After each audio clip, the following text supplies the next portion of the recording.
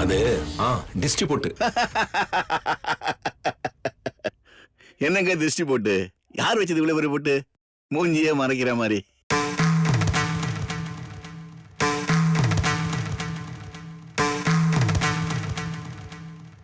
ஏல நிக்கிறீங்க? உட்காருங்க உட்காருங்க.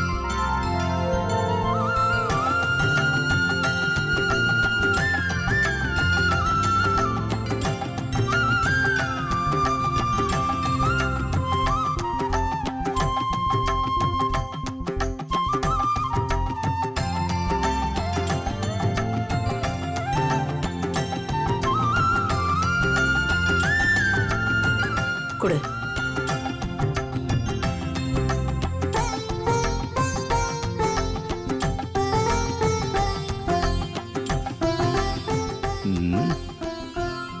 இதான் உங்க பொண்ணா?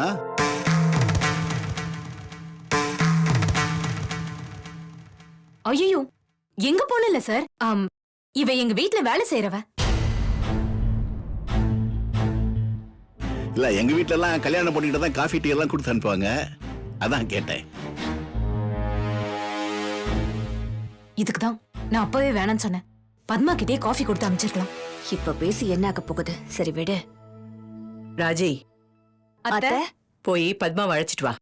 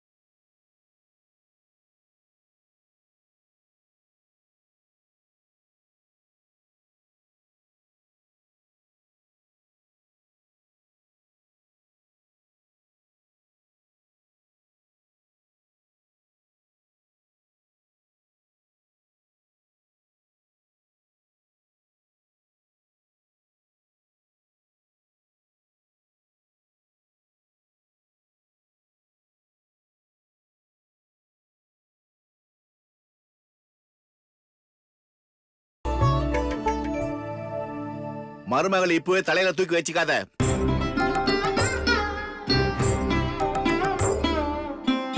மாமியார்னா மருமகளுக்கு பயமும் மரியாதை இருக்கணும் கொஞ்சமாவது.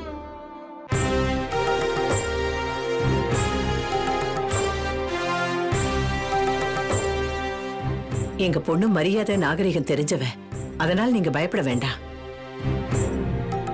பத்மாவதி, மாப்பிள்ளையை கூட்டிட்டு போய் நம்ம லைப்ரரியை சுத்திக்காமி. சரிங்க அண்ணம்மா.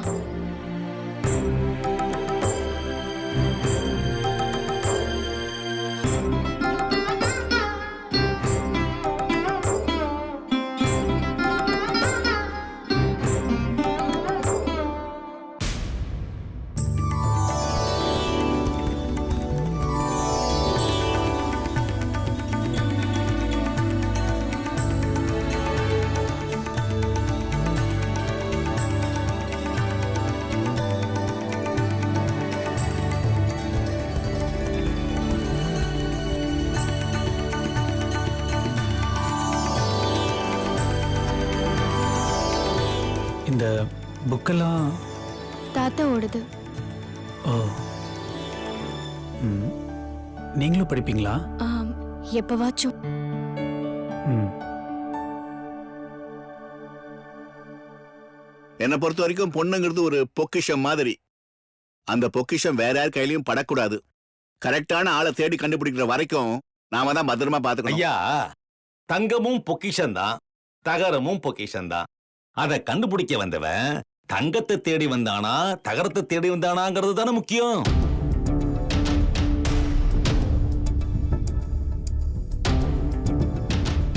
என்ன அப்படி பாக்குறீங்க? நீங்க ஒரு தத்துவத்தை சொன்னீங்க, நான் சொன்னது இன்னொரு தத்துவம். ஒரு தத்துவத்தை இன்னொரு தத்துவத்தால தான் புரிஞ்சுக்க முடியும். யாருங்க அது? நான் பேசும்போது குறுக்க பேசுறாரு. பாருடா, என்னையே யாருன்னு தெரியாம தான் இந்த வீட்டுக்கு பொண்ணு பார்க்க வந்தீங்களா? சரி, அதை விடுங்க. தம்பியாவது யாருன்னு தெரியுமா? இவர்தான் பொண்ணோட தம்பி. பொண்ணுக்கு ஒரு தம்பி இருக்கிறத சொல்லவே இல்லையே.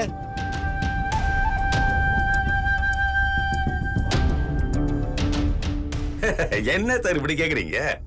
28 வயசு பொண்ணுக்கு இப்படி ஒரு சின்ன தம்பி இருக்க மாட்டானே?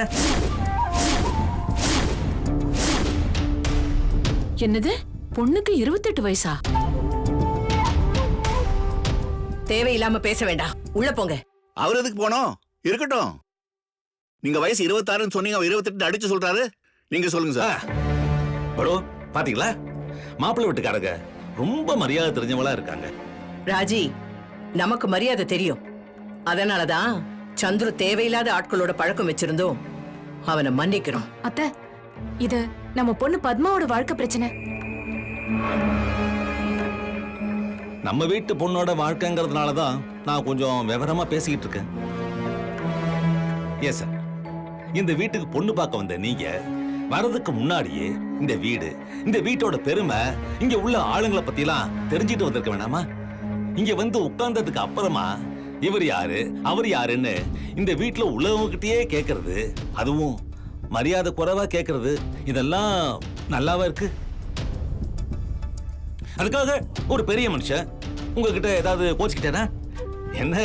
இருக்கிறவன் இல்லாதவங்களை பத்தி பேசுறேன், அவ்வளவுதான். இந்தாங்க, இன்னும் உங்க வீட்டுல யாரெல்லாம் இருக்காங்க, என்னெல்லாம் மறைச்சிருக்கீங்க என்கிட்ட இருந்து? சண்டை வரத்துக்குள்ள ஓரமா எல்லாத்தையும் என்கிட்ட சொல்லிடுங்க.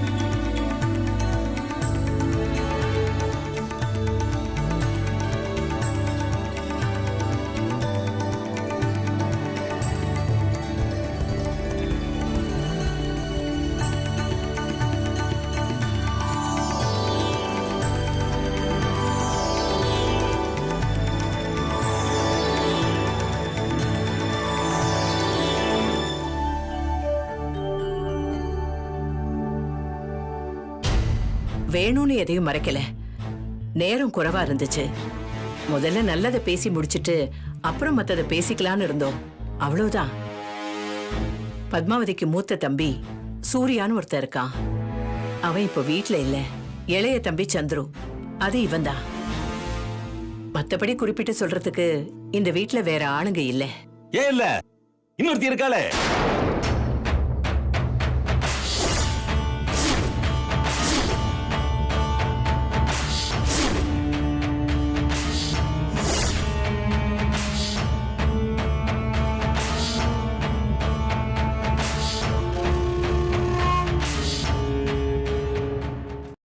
நீங்க யாரும் பதில் சொல்ற மாதிரி தெரியல. நீங்களே சொல்லுங்க சார், யார் அது? யாரு? யாரோ விடுபட்டதா சொன்னீங்களே, அவங்க யாரு? அதெல்லாம் அப்புறம் சொல்றேங்க. முதல்ல நான் சில கேள்விகள் உங்களை கேட்கறேங்க. மாப்பிள்ளையோட வயசு என்ன? 30. நம்ம வீட்டு பொண்ணோட 2 வயசு கூட. சரி, அதை விடுங்க. மாப்பிள்ளை மாசம் எவ்வளவு சம்பாதிக்கிறாரு? பிஎஃப் இன்சூரன்ஸ் எல்லாம் போக கையில ஒரு 45,000 வருது. 45,000? இந்த சமூகம் நம்ம மேனேஜருக்கு எவ்வளவு சம்பளம் கொடுக்குறோம்? அதெல்லாம் எதுக்கு சித்தப்பா? அவனுக்கு தெரியல. இப்ப பாருங்க, டேய் நீ சொல்ல, நம்ம மேனேஜருக்கு எவ்வளவு சம்பளம் தரோம்? ஒன்னதாண்டா சொல்லு, நீ கெட்டிக்கார பயிலாச்சே, எல்லாத்தையும் கரெக்டா சொல்லுவியே, சொல்லு. 60,000. பிஎஃப் எல்லாம் போக வீட்டுக்கு கொண்டு போற சம்பளம் இல்ல? பாத்தீங்கல்ல?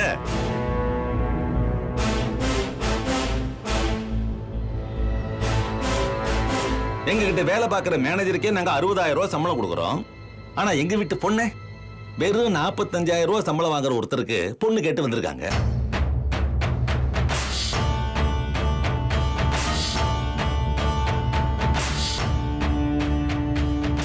இதுல ஊர்பட்ட கேள்வி வேற. என்ன கொடுமை சார். இவ்வளவு அழகான அறிவான பொண்ணை பெத்து வச்சிருந்தோம், உங்ககிட்ட ஏன் இப்படி கெஞ்சி கெஞ்சி பேசிட்டு இருக்கோம்? எல்லாம் அந்த படத்துல கருப்பு மை பூசி வச்சிருக்கோமே அந்த பொண்ணாலதான்.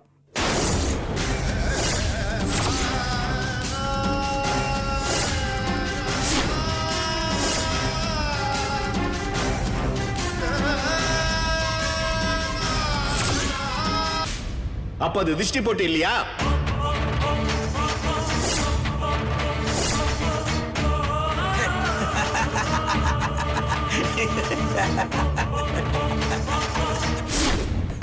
என்னங்க நீங்க திருஷ்டி போட்ட கன்னத்துல தானே வைப்பாங்க, யாராவது முகம் பூரா வைப்பாங்களா? அது எங்க அண்ணன் பொண்ணுங்க, ஒரு வெள்ளைக்காரன் எடுத்துட்டு ஓடிட்டா.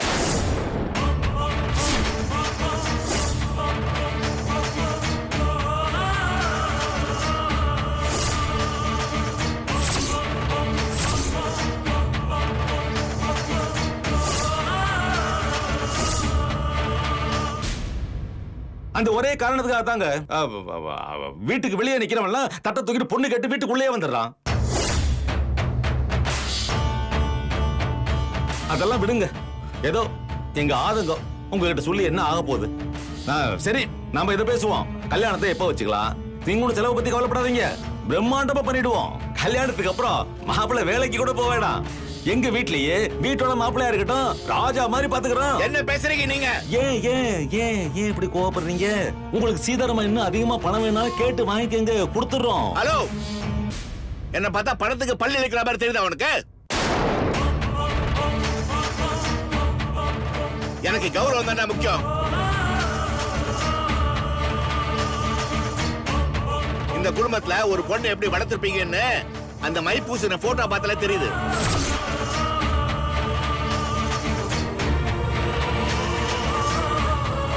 இந்த குடும்பத்தை பொண்ணு எடுத்தா எனக்கு தான் அசிங்கம். வாடா போலாம். சார், என்னைக்கும் நடந்த ஒரு பிரச்சனைக்கும் என் பொண்ணு வாழ்க்கைக்கும் முடிச்சு போடாதீங்க. என்னடா மரம் மாதிரி நிக்கிற? வாடா. ஒரு நிமிஷம். போதும்மா, போதும். நீங்க பேசுனதெல்லாம் போதும். ஓடி போற அளவுக்கு தான் உங்க வீட்டு பொண்ணை வளர்த்திருக்கீங்கன்னு தெரிஞ்சும் இந்த வீட்டுல சம்பந்தம் பண்ணா அது எனக்கு தான் அசிங்கம். வாடா போலாம். வாடா. சார், மா ஒரு நிமிஷமா. அப்பா அப்பா ஒரு நிமிஷம். அப்பா அம்மா கொஞ்சம். அப்பா அப்பா ஒரு நிமிஷம், சொல்றது கேளுங்கப்பா ப்ளீஸ்ப்பா.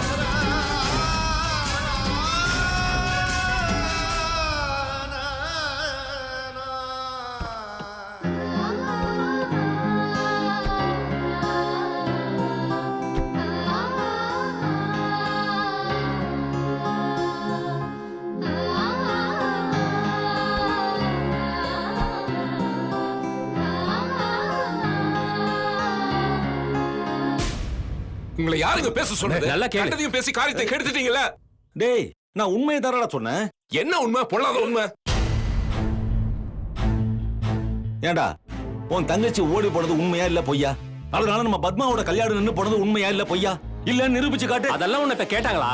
அட போடா, நாம சொல்லாட்டி நாளைக்கு ஊர் சொல்லுண்டா. இப்பவாது பரவாயில்ல, பத்மா நம்ம வீட்டு பொண்ணா இருக்கா. நாளைக்கு உண்மை தெரிஞ்சு வாழா விட்டியா நம்ம வீட்டுக்கு அனுப்பி விட்டானா என்னடா பண்ணுவீங்க? இப்ப இந்த விஷயம் தெரிஞ்சதுக்கே அவன் அவ்வளவு குதிச்சான், மரியாதை இல்லாம பேசினான். இதே விஷயத்தை அவகிட்ட குத்தி காட்டினானா நாளைக்கு நம்ம பொண்ணுல தற்கொலை பண்ணிக்கும். நான் பண்ணு தப்புனா இப்பவே சொல்லுங்கப்பா, இதே இடத்துல நான் தூக்கல தொங்குறேன். தாத்தா, நீயே சாகணும். அத்தை ஓடி போனது உண்மைதான். அதனால ஏன் அக்காவை யாரும் தப்பா பேசக்கூடாது. இந்த சம்மந்தம் இல்லைன்னா என்ன, இன்னொரு சம்மந்தம் என் அக்காக்கு கிடைக்காமலா போயிட போகுது? நீ ஒத்தந்தான் இந்த வீட்லயே எங்க அண்ணனை போலவே என்ன புரிஞ்சு வச்சிருக்கிறவன்.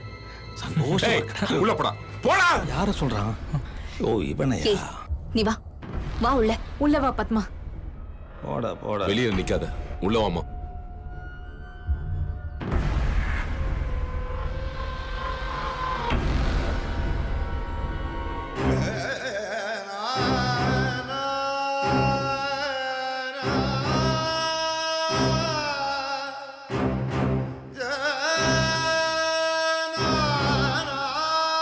ஓடி போற அளவுக்கு தான் உங்க வீட்டு பொண்ணை வளர்த்துருக்கீங்கன்னு தெரிஞ்சும் இந்த வீட்டுல சம்பந்தம் பண்ணா அது எனக்கு தான் அசிங்கம்.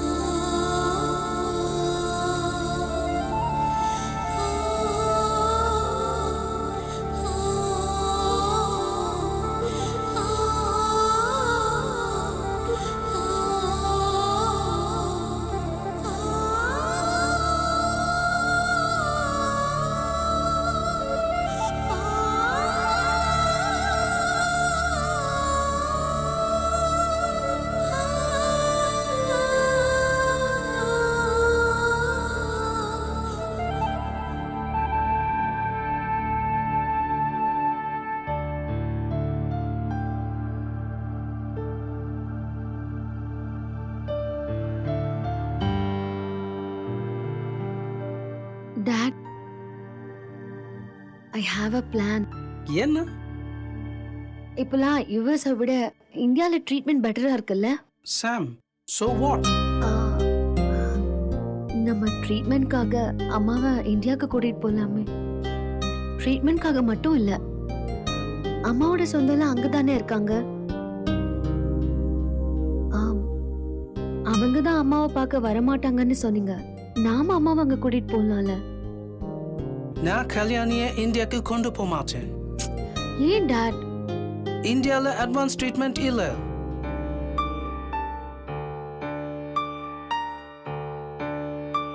அம்மாவுக்கு ஹெல்த் சரியில்லையா இல்ல உங்களுக்கு மனசு இல்லையா? அவங்கள சந்திக்கிறதுக்கு தயக்கமா இருக்கா டாட்? ப்ளீஸ் டாட், அம்மாவுக்காக. எனக்காக எல்லாத்தையும் விட்டுட்டு வந்தவ உங்க அம்மா. அவளுக்காக என்ன வேணா செய்வேன். ஆனா நீ நினைக்கிற மாதிரி ப்ராப்ளம் சால்வ் ஆகாது. அவங்க உன் அம்மா மேல கோவமா இருக்கிறாங்க. இவளை பார்த்தா எமோஷனல் ஆவாங்க. யாராவது ஏதாவது பேசி அதனால கல்யாணிக்கு ஏதாவது ஆச்சுன்னா, எங்க பாரு சாம், கல்யாணிக்கு தான் எல்லாரும் வேணும். ஆனா அவங்க யாருக்குமே கல்யாணி தேவையில்லை. தயவு செஞ்சு புரிஞ்சுக்கோ.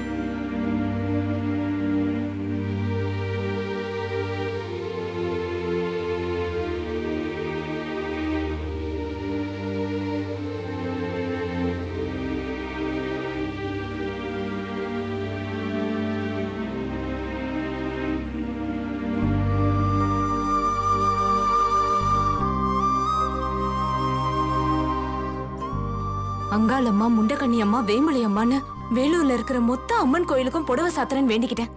ஆனா ஒரு அம்மன் கூட என் பொண்ணு மேல கருணையே காட்டலையே. ராஜே, புலம்பாத. புலம்புறதுனால எதுவும் சரியாயிடாது. உங்களுக்கு என்ன தெரியும்? இன்னும் ஒரு வாரத்துக்கு நான் எந்த கோயிலுக்கும் போகவே முடியாது. அப்படியே போனாலும் துக்கம் விசாரிக்கிற மாதிரி உங்க பொண்ணு வாழ்க்கை என்ன ஆச்சுன்னு கேட்டு என் நிம்மதியவே கெடுப்பாளுங்க. வெளியில போனாதான பிரச்சனை. போகாத, வீட்டுக்குள்ளவே இரு. ஏன் நீங்களே என்ன பீரோக்குள்ள பூட்டி வைங்களேன். நானே வேதனையில வெந்து செத்துக்கிட்டு இருக்கேன். வெள்ளைக்காரனை கட்டிக்கிட்டு இந்த வீட்டு மகராசி நிம்மதியா அவ பாட்டுக்கு பெட்டியை தூக்கிட்டு ராஜே. கிளம்பி போய் ஒவ்வொரு தடவையும் அவளை சபிச்சாதான் உனக்கு நிம்மதி, அப்படிதானே? எங்களுக்கும் மனவேதனை, அவமானம் எல்லாமே இருக்கு. உன்ன மாதிரி புலம்பிட்டு இருந்தா எதுவும் மாறிடாது.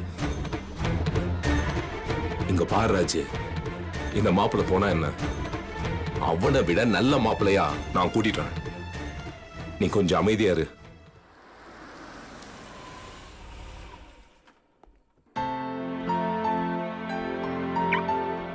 புள்ள வந்துட்டான். நீ இப்படி மூஞ்ச தூக்கிட்டு நிக்காத, என்ன ஏதுன்னு கேட்பான். அவன் முதல்ல போய் சாப்பிட்டோம். இல்லனா ஒண்ணும் தெரியாது பாருங்க. தெரியட்டும், ஆனா உன் மூலமா தெரிய வேணாம், சரியா? இப்படியே என்ன அடக்கி வைங்க.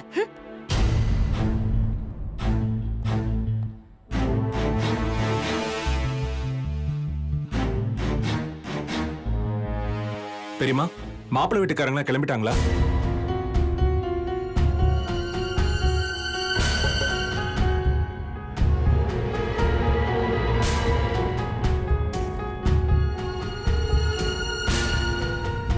எல்லாரும் என்ன சொன்னாங்க?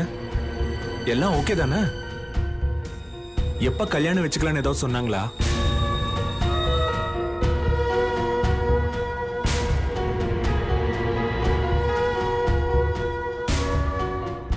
என்னாச்சு பெரியப்பா? அது வந்து சூர்யா சூர்யா